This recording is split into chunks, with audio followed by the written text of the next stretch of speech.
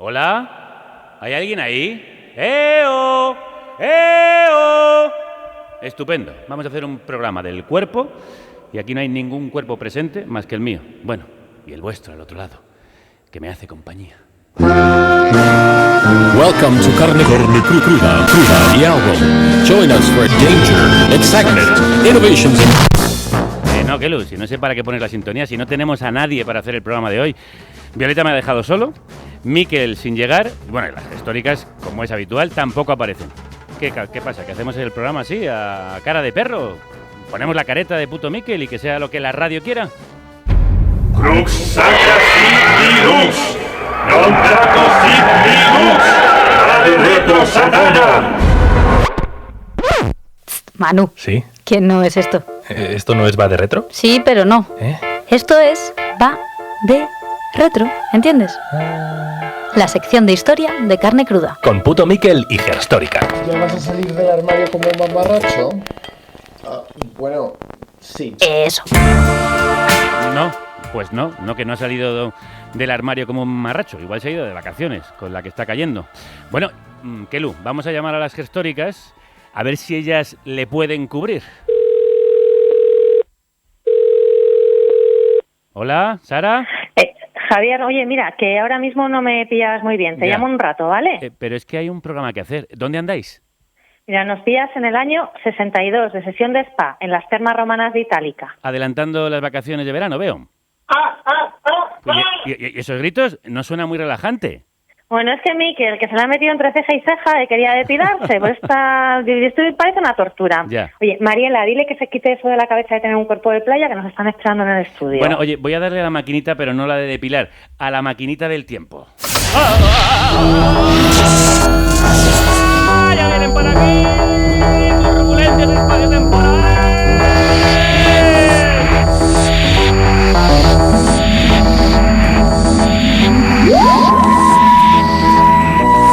Bueno, ya están aquí. Mariela, Miquel, Sara. ¿Qué tal? Crudos días, ¿cómo estáis? Crudos días. Uy, qué flojo venís, de No. venís de las Hombre, termas. te la acaban de depilar. Que Por sigue eso, doliendo. Que sigue doliendo. La tensión por los suelos. ¿Qué tal las ingles? ¿Bien? Bien. La brasileña me he hecho. No Bueno, sabían lo que era. ¿Por qué será que siempre que os juntáis las tres siento que se viene un programón? Bueno, es que lo que traemos hoy, porque vamos a hablar de estética, de cuerpos y de cuerpos a lo largo de la historia. Soy una persona que adora la estética. Me encanta Rubens. Me encanta el barroquismo. Qué bonitas esas figuras. Qué bonitos esos dorados. ¿Por qué no la mujer vestirse con toda su lujuria? ¿Por qué no hablar del sexo? ¿Por qué no hablar de la fuerza y la carne? Bueno, ¿Por la qué? trasobares. A tope. Y es que a lo largo de la historia, la estética ha sido la mayor forma de control de los cuerpos y por tanto de las actitudes sociales. Solo hay que ver el negocio de las dietas para tener un cuerpo de playa. Hoy nos vamos a centrar en tres cosas. El vello corporal, que más de uno se escandaliza por un sobaquillo femenino sin depilar. Sí. El cuerpo y el pelo. Sí. Vamos a fijarnos en dónde se empezaron a crear estos estereotipos. Ya sabes, el del tío musculado, la mujer sin un solo pelo que no sea en la cabeza. ¿Puede ser que venga del ideal grecorromano? Así es, y los músculos en la forma masculina y una delgadez en la forma femenina. De hecho, se sigue diciendo eso de parece una escultura griega. Eso es culpa de el redescubrimiento del arte grecorromano que tanto ha pirrado a los europeos desde el Renacimiento. Y por supuesto, con el furor por las esculturas de ese blanco de mármol, que por cierto, estaban estaban más pintadas que una concursante de Drag Race. ¿Habéis visto un solo pelo en el pecho del Discóbolo, en el Hércules Farnesio o en el Laoconte? No, ¿verdad? No. Y siendo mediterráneos parece difícil de creer que no lo tuvieran. Tampoco verás vello en el pubis de la Venus de Medici, ni en la de Nido, ni en los desnudos de las mujeres en Pompeya. Y no es porque el artista fuera un vago, No. puede que también, pero bueno, la depilación era la norma en el mundo grecorromano, para hombres, pero sobre todo para mujeres. Y Ovidio... Perdón, que se me escapa una arcada. Es que... A ver, que es que era un señor muy antiguo. Ese señor en su Ars Amandi ordena a las mujeres que se depilen y que eviten que... sus sobacos huelan a cabra o que sus piernas sean punzantes. 2000 años de torturaros la piel para que le guste al caballero de turno. Este control del vello se extendía también a los hombres, aunque autores como Plinio o Séneca veían la depilación masculina como algo afeminado y como una negación de la hombría. Ah, bueno, así que podríamos decir que fueron los primeros metrosexuales. Se usaban remedios como la resina del ciprés mezclada en aceites, la raíz de ortiga, la leche de cabra e incluso la ceniza de repollo. La ceniza de repollo. Yo no tengo muy claro cómo funcionaba esto, ¿no? Me lo apunto. Pero bueno, y si no tiramos de clásico, frotar con piedra pómez o darle a las pinzas.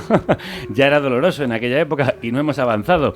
Ya entiendo los gritos que nos llegaban por teléfono. De esos gritos precisamente se quejaba Séneca en una carta a un amigo. Vivo justo encima de unos baños. Imagínate ahora todo género de voces que pueden resultar odiosas a unos oídos. Además de los bañistas, los cuales por lo menos sacan su voz natural, piensa en el depilador, que de vez en cuando pone una voz fina y estridente para hacerse notar y nunca calla, excepto cuando depila unos sobacos y obliga a otros a gritar en su lugar. Más allá de la tortura, la especialización de todos estos oficios para cuidar la imagen hacía que hubiera lugares dedicados a ellos, como las termas. Y ahí surgen lugares para la socialización y el marujeo, que por mucho que se quejase Séneca, también permitían la creación de redes de contacto y de intercambio de información, sobre todo entre mujeres. El vello era algo censurado en las mujeres, pero como resulta que a nosotras, pues que nos crece el pelo, por la razón que sea, llámalo naturaleza, pues la depilación se convertía en una obligación femenina. Y al codificar la depilación como femenina, el hombre que se depilaba pues era visto con sospecha, y no solo en Roma. La idea de la depilación femenina tampoco desaparece en la Edad Media. Existen tratados de cosmética desde el siglo XII con distintas recetas para quitar el vello de la cara, del pubis o de la axila. Y todo, claro, dirigido a las mujeres de la aristocracia para crear un ideal al que aspirar. Es decir, que se juzgaba como algo superficial a la vez que se imponía a ciertos grupos. Si lo seguían, mal, por ser frívola. Y si no lo seguían, también mal, por ser unas dejadas. ¡Sorpresa! Da igual lo que hagas siendo mujer, no vas a acertar. Hay una obsesión con mantener el cuerpo sin vello como si fuera el cuerpo de una niña. Y esto, aparte de ser algo totalmente enfermizo, es algo imposible. Algo que luego también depara sorpresas para los que viven en un mundo irreal de cosificación del cuerpo de las mujeres. Por ejemplo, el escritor y artista británico del siglo XIX, John Ruskin, buscaba el espíritu de la naturaleza en el arte, pero no tanto en las mujeres. Estaba algo obsesionado con buscar en la vida real el ideal de mujer, que él pensaba que era la diosa Atenea. Y apostaba porque lo encontraría, pues qué casualidad, justo en chicas de colegio. Y esto es bastante creepy teniendo en cuenta que cuando conoció a la que sería su futura esposa, la modelo y pintora Effie Gray, ella contaba con tan solo 12 años. Vaya. Se casarían cuando ella cumplió los 20, pero parece ser que 5 años después de la noche de bodas, el matrimonio seguía sin consumarse y ella se lo contó a su padre en una carta. Él había alegado varias razones: aversión a los niños, motivos religiosos, un deseo de preservar mi belleza y finalmente este último año me confesó su verdadera razón: que las mujeres que él había imaginado eran bastante diferentes a cómo veía que yo era, y que la razón para no hacerme su mujer era porque sentía repugnancia hacia mi persona desde la primera noche. Eras niña de largos silencios. ¡Ay! ¡Ay! Que se había casado con una mujer y no con una niña. ¿Y ella siguió casada con semejante panorama? Bueno, pues cuando Ruskin lo admitió fue cuando consiguió anular el matrimonio, lo que facilitó la separación. Y allí Effie Gray pues ya terminó casándose con otro pintor, Millet, con el que recuperó el tiempo perdido, porque tuvieron 8 criaturas. Ya te digo.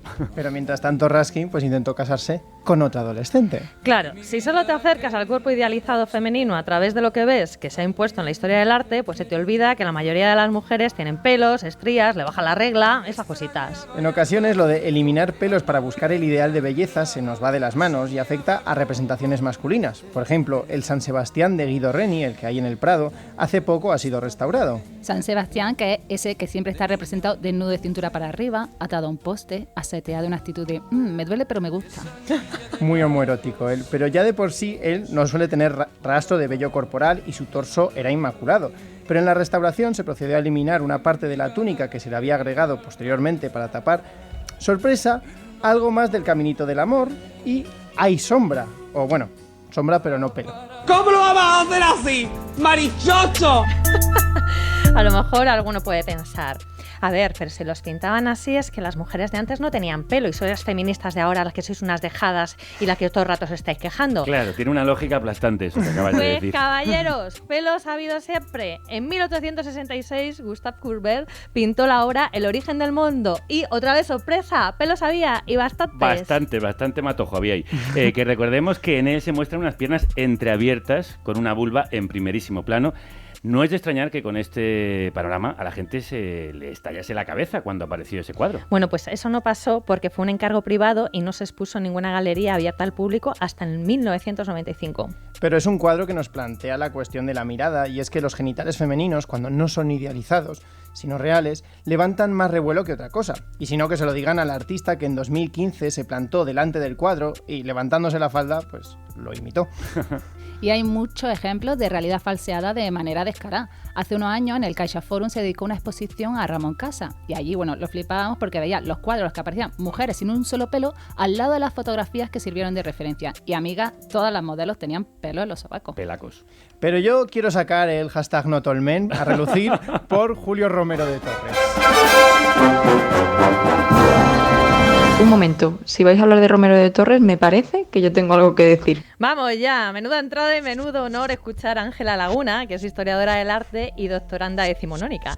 Es la cordobesa que hay detrás del proyecto de @PerezAndaluza y fanática de Romero de Torres. La gente encasilla a Julio Romero de Torres como un personaje quizá demasiado casposo, ¿no?, para representar a la mujer, o que simplemente la sexualiza así porque sí. Y en el tema del cómo se aproxima él al cuerpo femenino, la verdad que resulta bastante natural y moderno el cómo representa a las mujeres, pues bueno, al final como somos, ¿no?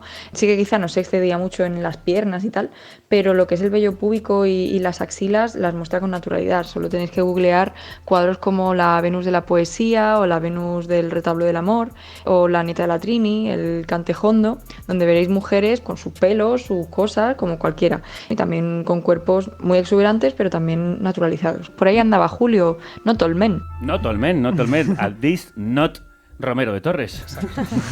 Y cuando viajéis a Córdoba, de verdad, tenéis que apuntar a una de las rutas que hace Ángela por la ciudad. Ay, claro, Canelita sí. Fina. De hecho, la equiparación de la mujer con la depilación y la falta de vello llevó a más de un choque cultural cuando los europeos empezaron a trotar por el mundo y vieron que efectivamente el cuerpo femenino podía ser incluso admirado por el vello. Bravo, bravo, bravo, bravo, bravo, bravo. Sí, señor. Un ejemplo es el de las mujeres del Irán Callar, que a lo mejor os suenan fotos de mujeres con bigote, con entrecejo poblado, y es que ese era el ideal de belleza entre las mujeres iraníes. La viajera europea Carla Serena llegó a visitar la corte de la princesa Esma el-Dowleh y describe con asombro cómo la recibieron porque la princesa le hizo todo un makeover. Le rellenaron las cejas con rímel y las arquearon para que parecieran más juntas. Toma Le ya. tiñeron las pestañas y le pintaron un bigote finito sobre el labio. Uy, qué queer. Todo una marca de belleza para las mujeres iraníes que para esta viajera era algo digno de una machorra. Y el vestir a la visitante a la moda iraní era una forma de integrarla en sus tradiciones, bigotillo incluido. Pero la princesa también rompió otros de los roles femeninos tradicionales. Aprendió a tocar el piano, que era un instrumento extranjero, y fotografía, que tenía hasta su propio estudio privado en palacio. Vamos, que sin abandonar una estética tradicional trataba de romper algunas de las tradiciones que la limitaban. Pero me interesa mucho esto. ¿Por qué se pintaban bigotes las mujeres de Callar? El modelo de belleza de la Persia de los siglos XVIII y XIX estaba basado ante todo en la figura de los adolescentes, en lo que se llamaba el khat, este inicio de la pelusilla que se da con la pubertad. Ay, ¿cuánto había aprendido, John Ruskin, de haber viajado un poquito más? Bastante. Y bueno, para las mujeres iraníes es que esto no era marca de parecer un hombre, sino asemejarse a un ideal de belleza basado en la juventud y desde un punto de vista que hoy podríamos llamar casi andrógino, ya que en muchas pinturas se representaba a parejas de amantes que compartían los mismos rasgos faciales. El objeto de deseo por antonomasia en el Irán premoderno era el joven o el efebo, un poco a la manera griega. El bigote era deseable porque era el inicio del fin, el paso del joven objeto de deseo a ser un hombre con barba, es decir, el sujeto de ese deseo. Anda. De hecho, afeitarle la barba a un hombre era incluso una condena para algunos crímenes morales. Claro, era como quitarle el maquillaje.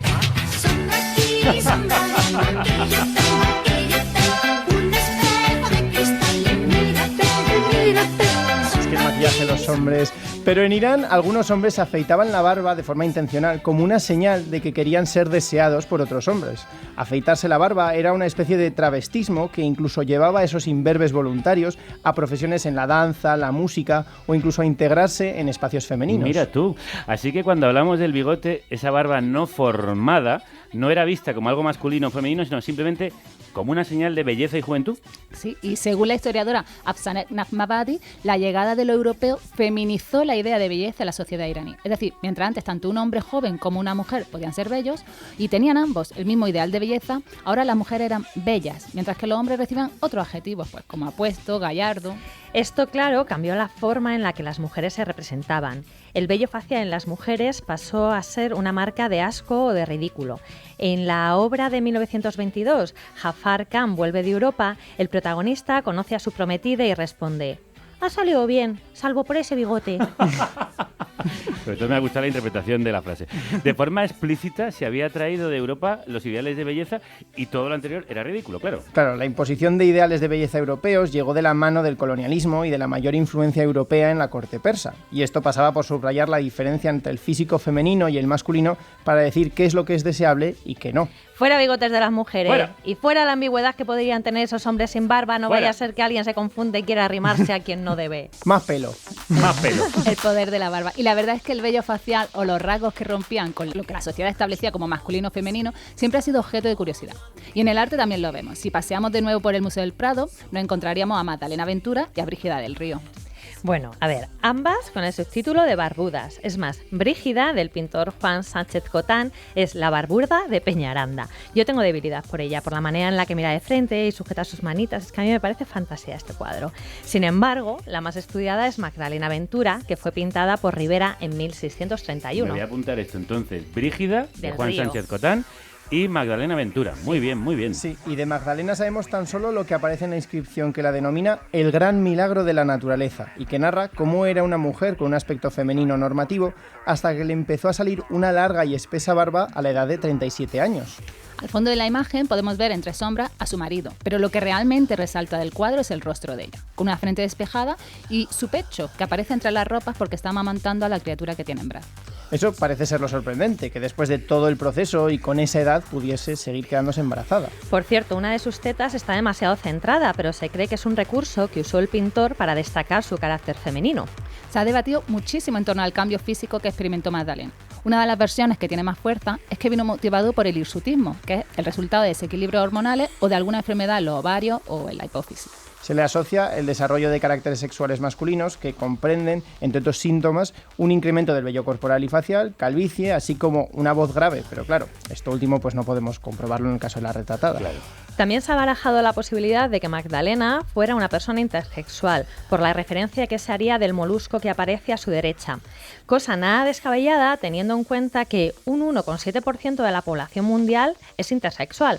Hay más intersexuales en el mundo que personas pelirrojas. Toma ya. Lo único es que las personas intersex tienen más dificultades de quedarse embarazadas y esto pues pone un poco en duda esta teoría. En la sociedad renacentista y barroca europea, este tipo de iconografía estaba integrada dentro de lo que se denomina en la época como monstruos, enanos y personajes deformes. Qué bonito. Sí, la verdad. Pero fueron muy populares en la corte de Felipe IV, pero no eran otra cosa que personas que rompían con esos cuerpos normativos. Y como vemos, los cánones de belleza son construcciones culturales y temporales. Y si no, que se lo digan algunas personalidades decimonónicas y las filias que tenían con el vello facial de algunas señoras. Para hablar de esto, que a mí no hay cosa que más me guste que un salseo decimonónico, hemos contactado con Carolina de Miguel, que es ni nada más ni nada menos que la directora del Museo del Romanticismo. Toma ya. A quienes os gusta el arte del siglo XIX español, es probable que os hayáis fijado en que hay numerosos retratos femeninos en los cuales se aprecia una ligera sombra o incluso un importante bigote en los rostros de las protagonistas. Os invito a daros una vuelta por el Museo Nacional del Romanticismo y descubrir algunos de ellos. Auguste Debye, que escribió un tratado sobre cómo cuidar y mantener el cabello, habló también de cómo eliminar los llamados pelos incómodos o anormales, que eran esos que salían en el rostro de las mujeres. Para ello recomendaba usar tijeras o cuchillas de afeitar. Y también daba recetas para hacer unas cremas que se llamaron rusmas y que estaban formuladas con arsénico, con lo cual eran muy tóxicas y muy irritantes. Los diccionarios de mediados del siglo XIX recogían acepciones como mujer de buenos bigotes, que significaba mujer de gran belleza. Más allá de esos cánones, el bigote femenino, y esto es muy curioso, se consideró también un fetiche. El bigote como atributo masculino se había considerado a lo largo de la historia ligado a la fuerza, que por eso lo habían usado muchos soldados, muchos ejércitos, etc. A la fuerza y ligado también al vigor sexual. Fue esta característica la que se asimiló a las mujeres que tenían vello facial, considerándolas como mujeres muy fogosas. Incluso fue usado en clave de clase para marcar la distinción social. Es el caso de México, en el que fueron muchas mujeres de alta alcurnia las que se dejaron el bigote bien visible para ostentar su ascendencia española. Y para terminar, os voy a decir cuál es, según mi opinión, el mejor retrato decimonónico de una señora con bigote. Ya estáis ahora mismo buscando en la web del Museo del Prado el retrato de la señora de Delicado de Imad, de Vicente López. Espero que os guste. Bueno, lo que me ha gustado es la explicación interesantérrima. Un abrazo muy fuerte a Carolina Miguel, la directora del Museo del Romanticismo, que si no lo habéis visitado ya, estáis tardando. Es una preciosidad. Pues sí, oye, aprovecho también para hacer referencia a la música que suena de fondo. Venga, a ver, cuenta. La pianista Paula Ríos acaba de sacar un disco en el que ha recuperado la obra de la compositora decimonónica Fanny Mendelssohn, que yo no sé si tendría vello facial o no, pero estuve en la presentación el otro día y flipé, porque Paula hace magia, pura fantasía al piano. Y bueno, ya me callo y volvemos a hablar de cuerpos serranos.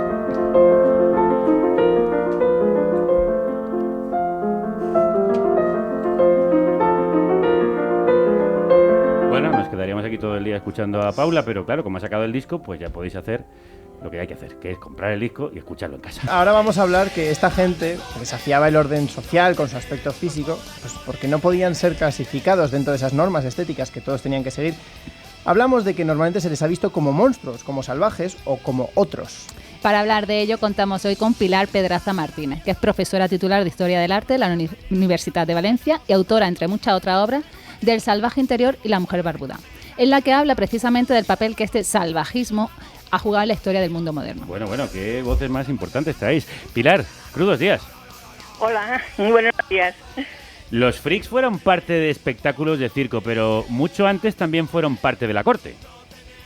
Sí, de la corte del siglo XVI, XVII, fueron parte de la corte, pero no en calidad de freaks para exhibir como en los circos del siglo XIX, sino para formar parte de lo que la literatura de la época llama a veces los animalejos, las personas que, bueno, teniendo anomalías de cualquier tipo, sobre todo enanos, barbudas, etcétera, pues eran una especie de mascotas, formaban parte de la vida cotidiana, sobre todo como cuidadores de los niños, y bueno, pues la vida en la corte era así.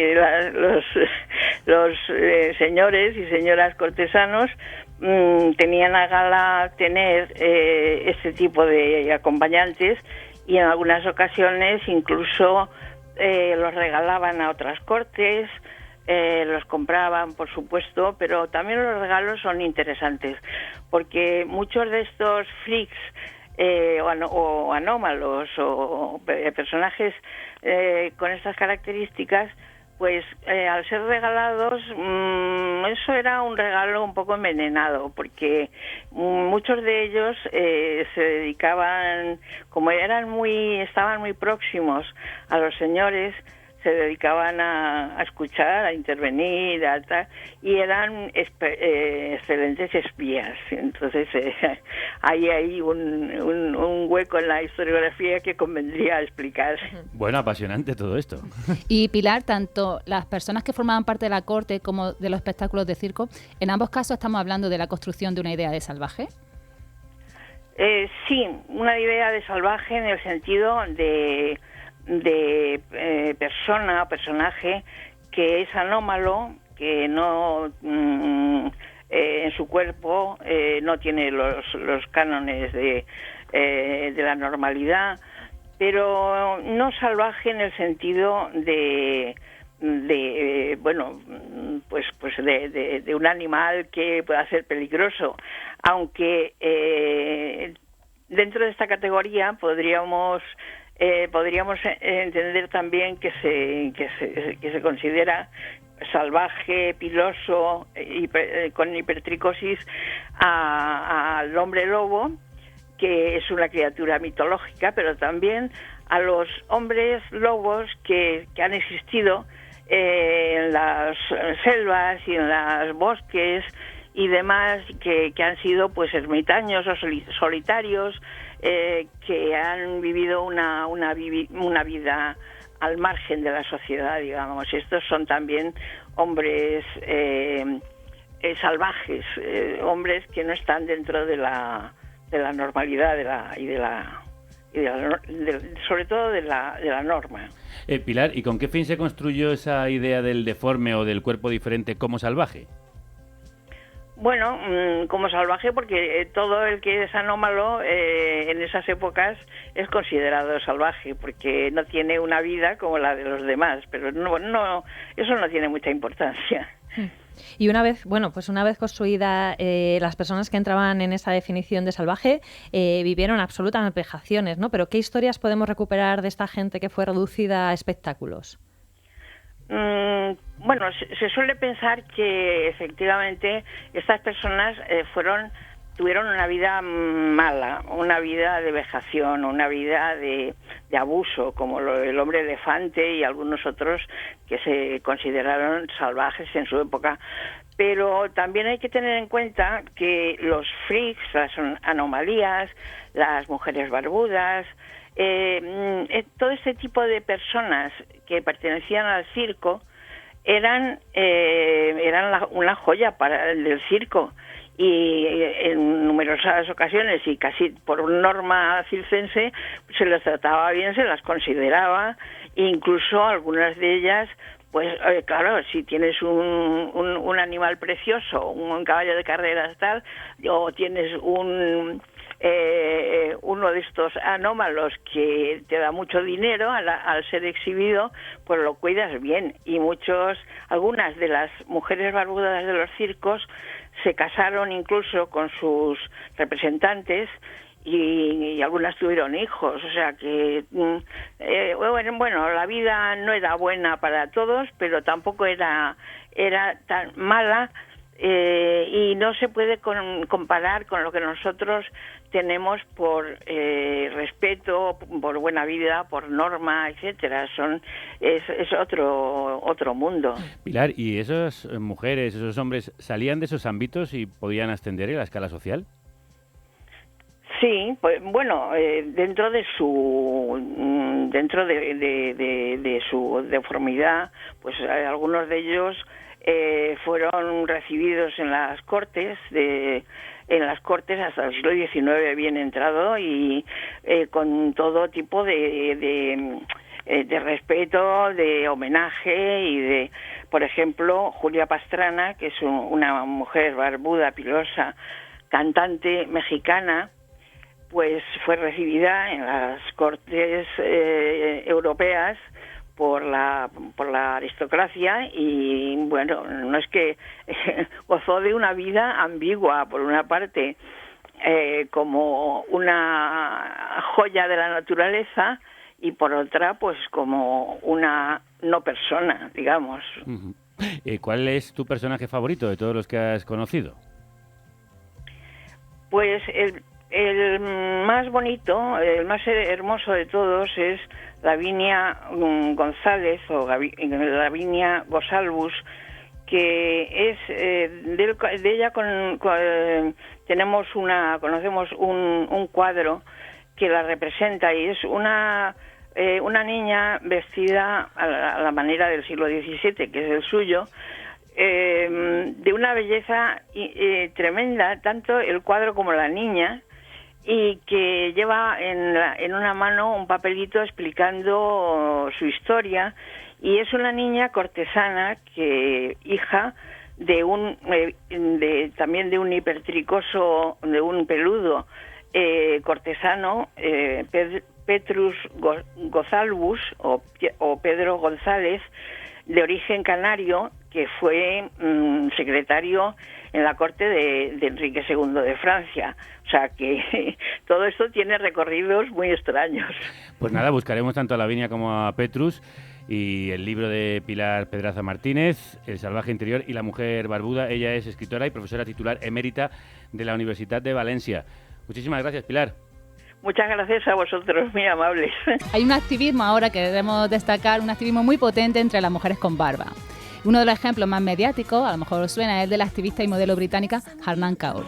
Ella tiene síndrome de ovario poliquístico y esto provoca un desajuste hormonal que tiene como resultado un aumento del vello corporal y facial. En marzo del 2016 se convirtió en la primera modelo con barba en desfilar en la Semana de la Moda de Londres, y en septiembre de ese mismo año entró en el libro Guinness de los récords como la mujer más joven en tener barba completa de más de 15 centímetros. Y haciendo referencia a los puestos de trabajo a los que se han visto relegadas las personas no normativas, dice esto. No quiero que la gente piense, oh Dios mío, si soy diferente, entonces es que soy un bicho raro, y ese es el trabajo que tengo que hacer. Ahora voy a mostrar a la siguiente chavalilla a la que le esté creciendo la barba que puedes mantenerla si tú quieres. Yo fui capaz de hacerlo, y si eso es lo que tú quieres hacer también, que sepas que tienes el poder para ello. Algunos y algunas les está estallando la cabeza con este programa. Ya os lo digo yo. Dame un poco más. Bueno, pues sí, nosotras, al igual que este tema del dúo burro, queremos un poco más. Eso está hecho. Venga. Antes hemos mencionado algunas esculturas griegas que formaron parte del modelo estético de la época y su influencia en el Renacimiento. Una movida que en el siglo V antes de nuestra era fue definida por el escultor Policleto en su tratado Canon, palabra que significa tanto vara como medida, donde daba una serie de pautas sobre simetría y proporciones para que la figura esculpida fuese bella. Bueno, bella según Policleto. Claro, exacto, porque la búsqueda del modelo ideal del cuerpo humano ha sido emprendida por varios artistas, como Hocho en el siglo XI o Leonardo en el siglo XV, y según sus cálculos y percepciones muy subjetivas de cómo debía ser. El definir un modelo corporal estándar sin tener en cuenta todas las variables, pues deja fuera la gran diversidad de corporalidades y además marca una frontera entre cuerpos bellos y cuerpos no bellos.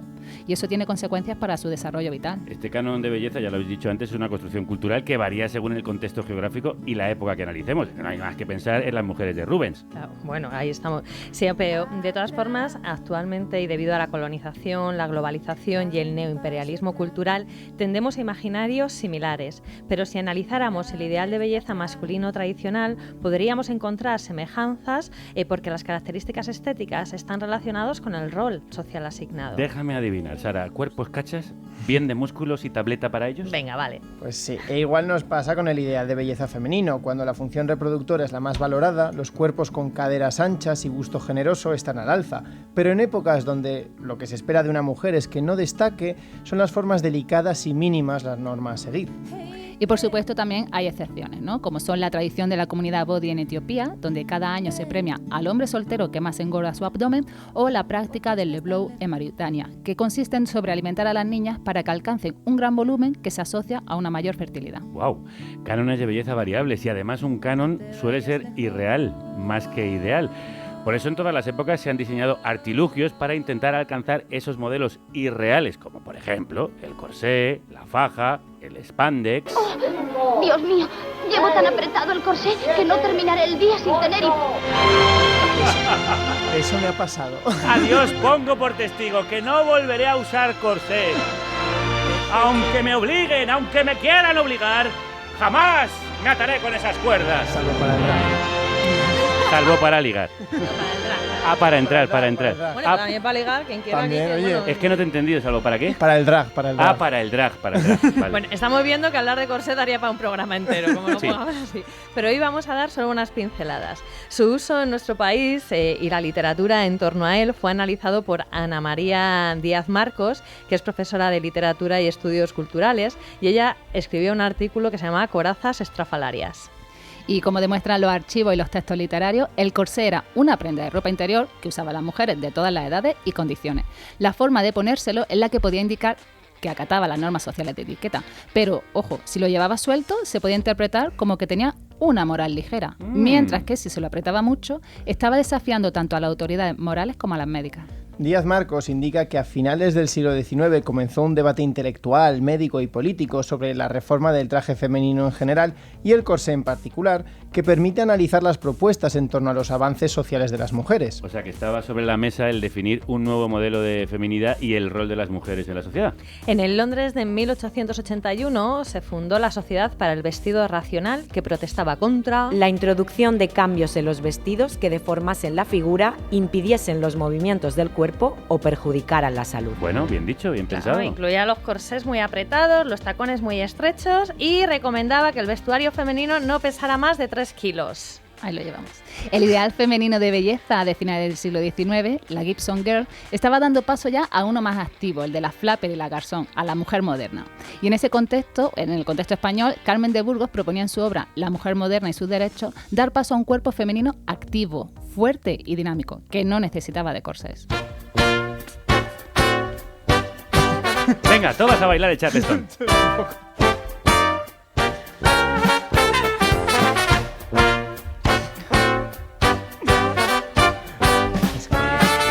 Ay, yo me hubiera enamorado de tantas flappers. Bueno, pues en realidad muchas flappers había, porque el aumento del deporte practicado por las mujeres en los años 20 y 30 dio lugar a cuerpos femeninos atléticos y musculosos, lo que encendía el debate entre dos ideales femeninos opuestos, el de la madre entregada o el de la moderna andrógina.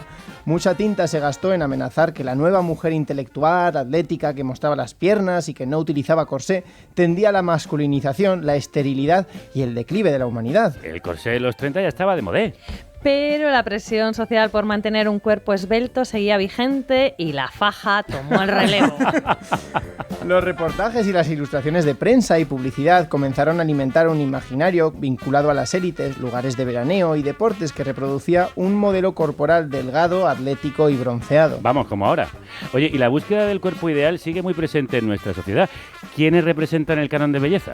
Modelos, influencers, artistas de cine, las músicas, las deportistas. Y sobre las modelos, la socióloga y modelo Patricia Soleil Beltrán dice lo siguiente. Las modelos no son meras perchas, sino los cuerpos emblemáticos de la deseabilidad, cuidadosamente construidos a través de la adición de capas de significación durante más de un siglo y medio de historia. En su premiado ensayo Divinas, modelos, poder y mentiras, analiza la actual relevancia del cuerpo en su triple dimensión personal, social y política, partiendo ella de sus propias vivencias. Dominar nuestra corporeidad y su aspecto es la primera escuela de conducta de todos los miembros de cualquier colectivo. Nos socializamos mediante nuestro cuerpo y a través de él incorporamos las normas que estructuran una determinada cultura. Domesticamos así nuestros hábitos corporales, desde el aprendizaje de las buenas formas hasta el control de los esfínteres, pasando por el desarrollo de la presentación estética que nos haya sido asignada. Nuestro cuerpo es un espacio para la construcción de la identidad sociopersonal con el fin de obtener la aceptación que todos necesitamos para nuestro desarrollo y supervivencia. Desde este punto de vista, cultura también es controlar los esfínteres y amoldarse a prototipos convencionales. El cuerpo se convierte así en un medio de comunicación mediante el cual mostramos obediencia o rebeldía a las normas sociales. Me temo que la cultura suele ser más bien una manera de sumisión que de rebeldía, pero en fin, por eso está la contracultura, para rebelarse contra esa manera de constreñirnos. ¿Y qué pasa cuando no se alcanza ese irreal de belleza? Los efectos que genera en algunas personas, y particularmente en las mujeres, porque no nos engañemos, sobre nosotras recae una mayor presión social para mantener siempre una apariencia joven y delgada, pues son terribles. Hablamos de baja autoestima, inseguridad y autoexigencia, que son además factores que capitaliza la industria estética a costa de nuestra salud mental y física. Sí, porque eso es muy importante. Aquí detrás está el capital. Cuando llega el buen tiempo, aparte del tema de la depilación, que tanto le ha dolido a Miquel, aparece también la odiosa Operación Bikini. Conseguir un cuerpo de playa no debería ser más complicado que coger tu cuerpo y llevarlo a la playa. Pero vivimos en la dictadura de la delgadez. Y esa dictadura dura mucho, y a nivel histórico tenemos ejemplos que ponen los pelos de punta. ¿Se te viene alguien a la cabeza cuando hablamos de dieta? Sí, Emperatriz.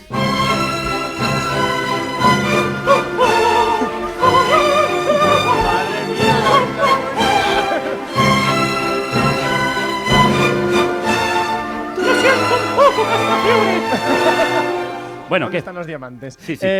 Hablemos pues, de sí. Elizabeth de Baviera medía 1,72 m, pesaba 50 kilos y su cintura era de 48 centímetros. Madre mía. Su alimentación era escasa y poco equilibrada. Sisi padeció trastornos de la conducta alimentaria como anorexia y bulimia y practicaba deporte constantemente. Ven aquí, quiero verte. Sí, tía. No eres muy alta, que digamos. No, ya lo sé, pero eso es cosa de familia. Mamá tampoco lo es. ¿Tú misma eres bajita? La presión física y estética no contemplaba que los cuerpos cambien y Sisi a partir de los 30 años evitó las fotografías y con 50 paseaba semioculta tras un velo negro con un gran abanico y una sombrilla. Ay, pobrecita mía. La obsesión por la delgadez también se convirtió en un negocio entonces. Sí, y un negocio que va más allá de los productos como todas esas cremas milagro, reductoras. Nos referimos también a que se aprovechó incluso por compañías de tabaco para atraer al público femenino con frases del tipo, pues para mantener una figura grácil.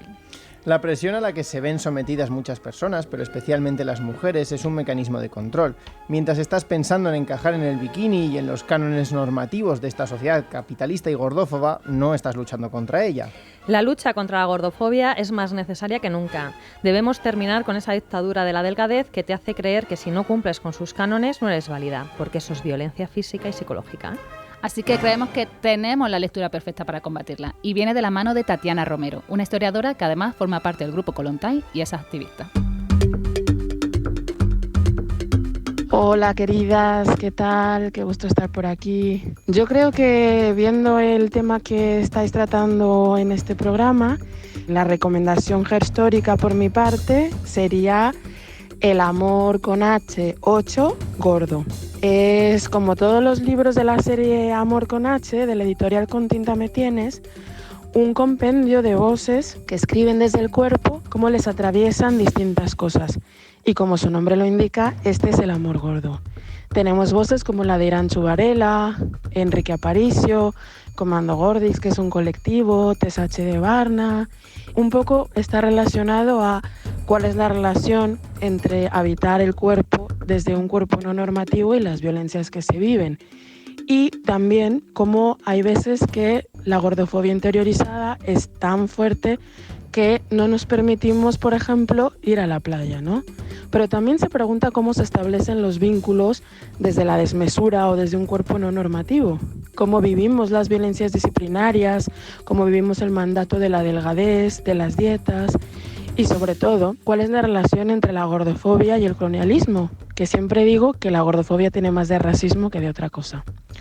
Así que de cara a este verano recomiendo El amor 8 gordo. Un besito muy grande para todas. Un beso, Tatiana, gracias por estar tú por aquí. Muchas gracias. Oye, y vamos a aprovechar también que estamos aquí y que estamos hablando de este tema para dar todo nuestro apoyo a Mara Jiménez, que en redes sociales es croquetamente, porque está recibiendo una campaña de acoso y derribo por denunciar la gordofobia a través de su activismo que está siendo muy bestia. No esconda la pierna. O sea, yo es que últimamente vengo aquí con unos pelos. Bueno, es que antes lo bueno de la radio es que nadie te veía, pero claro, ahora que sí retransmisión por Twitch, que sí YouTube. Bueno, pero no pasa nada por cómo lleváis el pelo. ¿Perdona? El pelo no lo es todo. ¡Guau! ¿Qué? El pelo lo es todo. Ojalá no lo fuera, así podríamos pensar en otra cosa, pero lo es. Es la diferencia entre un buen día y un mal día. El pelo es símbolo de poder, símbolo de fertilidad. Hay gente explotada por el pelo y te paga las putas facturas. El pelo lo es todo. Vale, ¿cómo no me había acordado de una de mis series favoritas, de Fleabag? Lo pillo, sí, el pelo lo es todo. Mira, Javier, es que además no te hagas el casual, que ese tupé que llevas está más estudiado que la documentación de este programa. Efectivamente, es que el pelo tiene una carga simbólica muy fuerte. Bueno, pues es que desde el nacimiento hasta la muerte hay numerosos ritos de paso vinculados al corte de pelo. Por ejemplo, el primer corte de pelo es muy significativo en contextos religiosos como en el hinduismo, el judaísmo, el yazidismo y en comunidades nativas a lo largo de todo el mundo. Y en cambio algunas religiones prohíben cortarlo, como la comunidad Sikh o la pentecostal. Sí, y a lo largo de la historia encontramos varios ejemplos de cómo las personas que tenían un cargo religioso se diferenciaban del resto de la comunidad por tener la cabeza rasurada de una manera particular. Bien, por ejemplo, como el sacerdocio en el Antiguo Egipto, o las tonsuras cristianas que se pusieron de moda en época medieval, o los monjes y monjas budistas. Además, desprenderse del cabello es que se entendía como una manera de desprenderse del ego y de la vanidad. Así que presumir de un buen melenón no era para todo el mundo. No, una de las características más comunes en las 3 religiones monoteístas era considerar que el cabello femenino debía ser ocultado, todo con una clara connotación sexual y bajo un enfoque paternalista. Tanto el Corán como el derecho canónico y las leyes de recato judías indicaban cuándo debían cubrirse las mujeres el cabello. Los peinados femeninos y en menor medida los masculinos se han adaptado también al contexto político y social de cada época. Cuando las sociedades han querido mostrarse renovadas y modernas, la estética ha ido de la mano renovando peinados y modelos estéticos. Y si pensamos en peinado a tope de artificio y pompa, seguramente nuestra mente viaje al barroco, una época donde el vestir y el peinado pues tendrían hueco en Drag Race. A ver, reconoce que te encanta Drag Race. Sí, pero esta canción precisamente... Vamos a hablar de divas. El rey Luis XIV de Francia, Hombre, una gran diva, que tuvo varias enfermedades que afectaron a su cuero cabelludo y que le provocaron alopecia, fue el que puso de moda las pelucas masculinas. porque aún no había vuelos a Turquía. Ajá. En esa época las melenas se asociaban a la virilidad, por lo que usaba pelucas largas, rizadas y altas para ganar altura y representar más poder. Y claro, como buen influencer barroco que era, pronto toda la corte le imitó y la moda llegó hasta otras cortes. A finales del siglo XVIII, la moda de las pelucas se extendió a la población femenina. Las había de colores y cuanto mayor era la posición social de la usuaria, más altas y más complicadas. Como las que vemos que lleva la reina Carlota en la última serie de moda, La Reina Carlota, una historia de Bridgerton. Pelucones. Pelucazos. Y de eso además fue el historiador Michael Quast, el que escribe La Revolución del Consumidor, el que ha analizado el surgimiento de las culturas materiales de la Ilustración y los debates filosóficos sobre la moralidad del consumo de la época. La peluca era el producto estrella de ese consumo. Si ahora hay salones para hacerse las uñas a tutiplén, hace unos siglos lo que había eran peluquerías por doquier. Y mientras... Poeta. Es verdad, así que tonta, no me he dado cuenta ahora. Y mientras que en el siglo XVII las pelucas eran usadas por reyes, aristócratas y altos magistrados, en el siglo XVIII el uso de las pelucas se extendió a comerciantes, oficinistas y maestros artesanos. Todo el mundo quería sentirse rico, aunque fuera por los pelos. Perdón. ¿Cómo estamos hoy? Perdón. ¿Cómo estamos?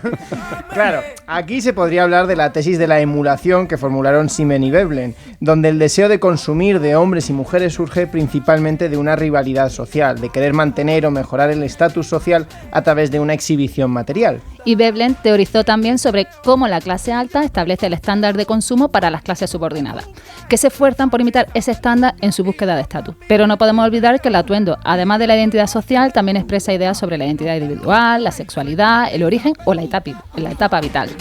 En la enciclopedia metódica Diderot indicaba que una de las grandes ventajas de las pelucas sobre el cabello natural era aliviar a los hombres de los cuidados. Y vamos a ser claras, cuando los manuales de urbanidad prescribían limpieza y peinado, muchos preferían afeitarse y ponerse una peluca. Vamos, que mientras tú hacías otras cosas o te echabas la siesta pelona en casa, el peluquero de confianza te arreglaba y personalizaba la peluca. Ponte la peluca ya. Si pierdes tu pelo es muy normal, los árboles pierden sus hojas también. Tú no te preocupes por tal estupidez, pero si de ello te quieres curar, ponte la peluca ya. El tema de hoy está íntimamente ligado con la estética, pero no se debe tomar como algo a la ligera. Vemos como siempre se nos ha obligado a ser de una determinada manera, pero si nos preocupamos por ello, se nos considera personas frívolas y se nos ridiculiza. Pero todo es política. Debido a las dinámicas de poder y a las opresiones derivadas de la colonización, no todos los tipos de cabello gozan de respeto e incluso se asocian a cualidades negativas por el racismo de la sociedad. Supongo que os referís al cabello afro. Supones bien, las personas con cabello afro sufren violencia estética porque se cuestiona su peinado y se critica su apariencia. No lo voy a lasear nada, no lo voy a lasear nada, no lo voy a lasear nada, porque mi cabello es bello y no lo voy a lasear nada, no lo voy a lasear nada, no lo voy a lasear nada, mi cabello tiene historia y no lo voy a lasear. El cabello tiene gran simbolismo y carga espiritual. A través de los peinados se define la identidad de la persona dentro de un grupo, la posición que ocupa, su origen o su etapa vital, por ejemplo. El trenzado del cabello en muchas comunidades africanas sé que tiene históricamente carácter ritual y social. Sí, la profesora y escritora irlandesa Emma Daviri, ella analizó el origen y la historia del cabello afro en su estupendo libro No me toque el pelo, que os lo recomendamos y está editado en español por Capitán Swing. Tradicionalmente, el peinado podía operar como un medio para organizar a las personas en diferentes categorías sociales. El peinado también funcionó simbólicamente para marcar etapas importantes de la vida y significar la transición de un estado a otro, como la pubertad, la iniciación en sociedades y gremios o el matrimonio. Los peinados eran una parte integral del ritual, constituyendo una forma visual del lenguaje en las sociedades orales. Sin embargo, uno de los legados del dominio político, físico y cultural europeo fue la estigmatización de África y sus costumbres. Dentro de ese marco, el cabello africano también se degradó, en un sistema que sitúa todo lo africano como inferior. En su libro ella también repasa ejemplos de peinado y trenzados que llevan siglos de tradición en la comunidad yoruba, como el irundidi, a variaciones más recientes como el irunkiko. Los nombres de los trenzados nos indican también el peso del colonialismo. Irundidi es conocido como cornrows o cane rows, mazorcas o cañas, que remiten a los cultivos que empleaban mano de obra esclavizada en Estados Unidos o el Caribe, respectivamente. Y como cuando hay opresión también hay resistencia, hay algunos testimonios en regiones caribeñas que nos cuentan cómo gracias a los trenzados, las mujeres esclavizadas escondieron mapas hacia la libertad y semillas para sus propios cultivos. Daviri también analiza en su libro cómo llevar el cabello afro al natural sin alisar, pues fue el elemento clave del movimiento por los derechos civiles en los años 60 en los Estados Unidos y una muestra de orgullo hacia las raíces africanas, aunque incide en que en África el cabello tradicionalmente se trenzaba. La paradoja de leer el afro como tradicionalmente africano lo analizó el historiador Covena Mercer. El afro es un símbolo de resistencia diaspórica, un rechazo al sistema de valores impuesto que les denigraba. Lucir un afro es un desafío para ese sistema, pero ese hecho por sí solo no lo hace inherentemente africano. El movimiento cultural Black is Beautiful de la década de 1960 funcionó en paralelo con el movimiento Black Power. Supuso un rechazo explícito al ideal de belleza eurocéntrico que denigraba los rasgos negros al tiempo que exaltaba el caballo lacio y los ojos azules de los europeos. Black is Beautiful buscó contrarrestar la narrativa de que las características africanas son intrínsecamente feas. En cambio, reclamó y celebró las características físicas de las personas negras, animándolas a no alisarse el cabello ni decolorarse la piel. En relación al activismo de los 60, Daviri señala que era un movimiento anticonsumista, basado en la teoría socialista y marxista, y que el movimiento del cabello natural buscaba evitar la manipulación artificial del cabello como un rechazo al consumismo. Y lo compara con la situación actual, donde compramos productos y, entre comillas, estilos de vida, sintiendo que, entre comillas, compramos la libertad. Una de las maneras más fáciles de demostrar nuestra naciente libertad es usar nuestro cabello al natural. No solo en homenaje a lo que muestra externamente, sino también en reconocimiento al trabajo más interno, demostrando nuestro compromiso con la historia y con el conocimiento codificado y transmitido a través de los peinados trenzados. Emma Daviri ha publicado también What White People Can Do Next, un manifiesto donde vuelve a mostrar la relación entre racismo y capitalismo y en el que analiza los roles de las personas blancas. Traducido, ¿qué pueden hacer ahora los blancos? Y el subtítulo de ese libro es De la alianza a la coalición. Pues ya sabéis. Bueno, ¿a dónde vamos? Pues dejando a un lado el contexto internacional, nos vamos mucho más cerquita, porque tenemos autoras en el Estado español, como la autora, escritora, activista antirracista y feminista Desiré Vela Lobede, que llevan más de una década promoviendo el activismo estético y combatiendo el racismo y los estereotipos vinculados a la población africana y afrodescendiente. Ella, en el 2018, publicó el libro Ser mujer negra en España y hace unos meses lanzó Ponte a punto para el antirracismo, un manual que es más que necesario. Oye, Mariela, ¿y qué es eso del activismo estético? Es una forma de resistencia cuyas principales acciones son dar recursos a las mujeres negras en relación al cuidado de la piel y del cabello, desmontar estereotipos y proponer modelos mucho más cercanos a la realidad. Como Desiré comenta, el activismo estético implica descolonizar el cuerpo y la mente. En relación a esto, le hemos preguntado por la representación que se hace de él en la cultura popular. Sobre la primera pregunta, si mejoran las opiniones y el respeto del cabello hacia el cabello afro, creo que las series norteamericanas y las películas que se están produciendo en los últimos años muestran una imagen más fidedigna sobre cómo las personas negras cuidamos de nuestro cabello. Insecure, This Is Us, How to Get Away with Murder. Todas estas series muestran no solo la diversidad del cabello afro y todas las formas en que, sobre todo las mujeres negras, lucimos nuestro cabello en una variedad infinita de peinados, sino que también muestran estampas muy del día a día, como por ejemplo cómo cubrimos nuestro cabello a la hora de dormir. Entonces, no sé si mejoran o no las opiniones respecto al cabello, pero sí que están llevando a cabo una tarea muy importante de normalización, ¿no? porque siento que hay como mucha curiosidad y mucha extrañeza sobre cómo las mujeres negras cuidamos de nuestro cabello. También nos interesaba saber cómo se puede evitar la mercantilización del cabello afro por parte del sistema capitalista. Tengo muchas dudas sobre cómo evitar la mercantilización del cabello afro por parte del capitalismo.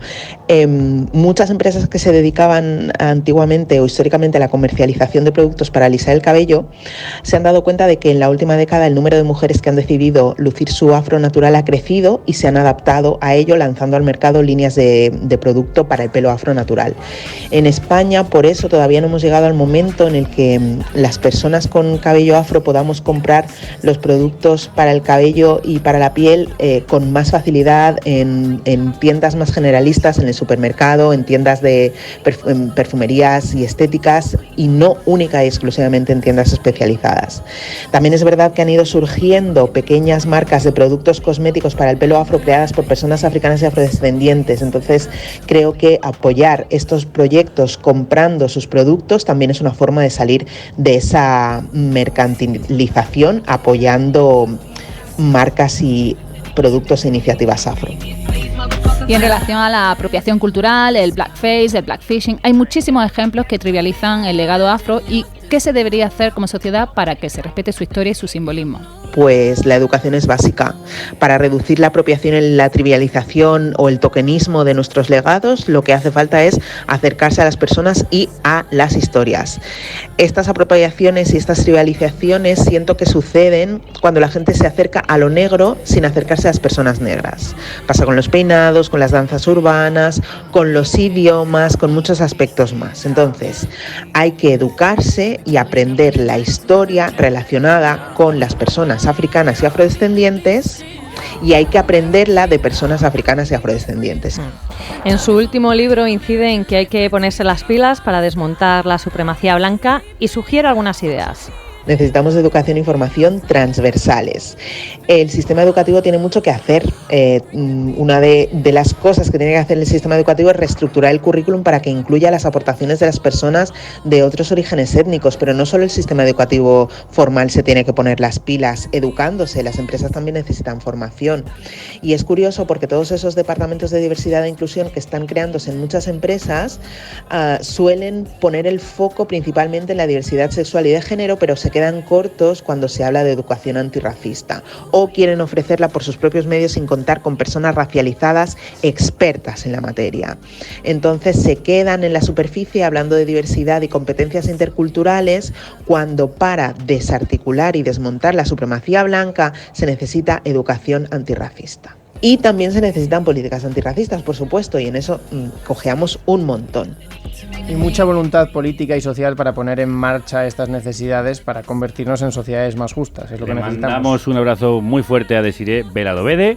Os recordamos que podéis apuntaros a su boletín y realizar formaciones online con ella. Y si estáis por Santander el 1 de julio, Desiré estará en la feria. Bueno, pues yo creo que el repaso que habéis dado en el programa de hoy sí que nos ha dejado un cuerpo serrano. Pues vamos a rematarlo con un temazo que yo espero que suene en todas las fiestas veraniegas, por lo menos yo la voy a poner en las de mi pueblo, ya lo digo, claro, que es Tremendo Mujerón de... No me lo digas, La Pili. Tremendo temazo, tremendas mujeronas vosotras. Muchas gracias, Sara, Mariela, y tremendo melelón de Miquel y tremenda barbaza al que despedimos también. Gracias a los tres. Pongo nervioso. Buen verano. Se prendió el motor, contigo la pasión. Buen verano. ¿A que vais a la playa? Hasta Claro, septiembre nos vemos. ya me he depilado, yo estoy vaya. preparado para la playa. Bueno, pues nada, hasta el año que viene, hasta la temporada que viene. Pues sí. Bueno, lucid esos cuerpos serranos. Hombre, ahí estamos. Bueno, pues al final no ha salido tan mal este programa Cara de Perro, ¿no, Kelu? No, para ser una cosa así medio improvisada, la verdad. ¿Y para llevarlo yo? ¿Sin Violeta? Buah, ha quedado que no me lo creo. Por cierto, la expresión a cara de perro significa, según la Real Academia de la Lengua, a la que no siempre hay que hacerle caso, defender algo dura y crudamente, sin concesiones, como un perro guardián que ladra y muestra sus colmillos al sentirse amenazado cuando debe defender la propiedad, que es como hacéis vosotros y vosotras con esta república independiente que es vuestra, no como propiedad privada, sino como bien común colectivo. ¡Ay! Que me vengo arriba, que me emociono. Pero ya dejo descansar vuestros cuerpos. Hasta mañana, que la radio os acompañe.